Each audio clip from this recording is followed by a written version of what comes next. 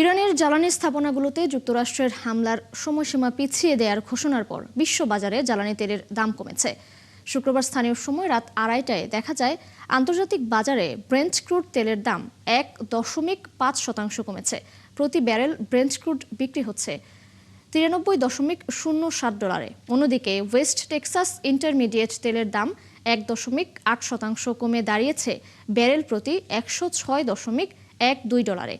ইরানের বিরুদ্ধে যুক্তরাষ্ট্র ইসরায়েলের যুদ্ধ শুরু করার পর থেকে ব্রেন্ট ক্রুড তেলের দাম প্রায় 50% বেড়েছে, আর এই সময়ে WTI তেলের দাম বেড়েছে প্রায় 40%।